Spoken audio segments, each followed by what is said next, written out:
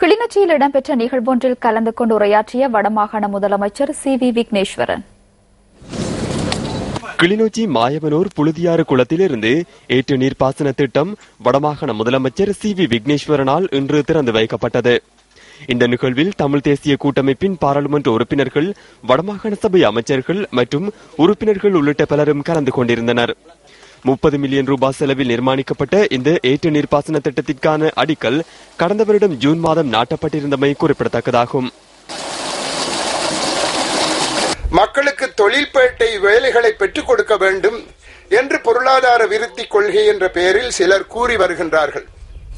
தொழில்பேட்டைகளை உருவாக்குதல், பாரிய கருவி பொறிகளை பெற்றுக் கொடுத்தல், மக்களுக்கு தொழிற்சாலைகளில் வேலைகளை பெற்றுக் கொடுத்தல் போன்றவை தொழில்துறை விருத்தியின் ஒரு அம்சமாகும். ஆனால் அப்பேற்பட்ட ஒரு வாழ்க்கை முறைக்குள் நாங்கள் சிறைப்படுத்தப்பட வேண்டுமா என்பதை நாங்கள் சிந்தித்து பார்க்க வேண்டும். கொள்கை ரீதியாக எங்கள் வடமாகாண மக்கள் எதனை விரும்புகிறார்கள் என்பது பற்றி எமது மக்கள் சிந்தித்து முடிவெடுக்க வேண்டிய ஒரு காலகட்டத்திற்கு நாம் இப்பொழுது வந்துள்ளோம். சென்ற வருடம் அந்த காலகட்டம் கனிந்து வரவில்லை, ஆனால் இப்பொழுது வந்துள்ளதாக நான் காண்கின்றேன். அவை சுற்றுச்சூழல் மாசடைவுகளையும் மக்கள் மிக அடர்த்தியாக குறிப்பிட்ட இடங்களில் வாழ வழிவகுத்துள்ளதையும், தொழிலாளர் முதலாளித்துவ பிரச்சனைகளையும் வேறு பல சிக்கல்களையும் உண்டு பண்ணி உள்ளதையும் நாங்கள் புரிந்து கொள்ள வேண்டும். தொழில்பேட்டைகளும் கோடிக்கணக்கான வெளியார் முதலீடுகளும் எமது அமைதியான பாரம்பரிய வாழ்க்கையை கெடுத்து குட்டிச்சுவராக்கிவிடும் என்பதுதான் என்னுடைய கருத்து.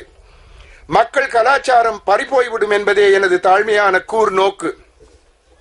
வெளியார்கள் பல்லாயிரம் கோடி கொண்டு வந்து இங்கு முதலீடு செய்ய போகின்றோம் என்று கூறும்போது கோடிகளுக்கு அடிமையாகாது எமது வாழ்க்கைக்கு உகந்ததை அவர்கள் கூறுகின்றார்களா?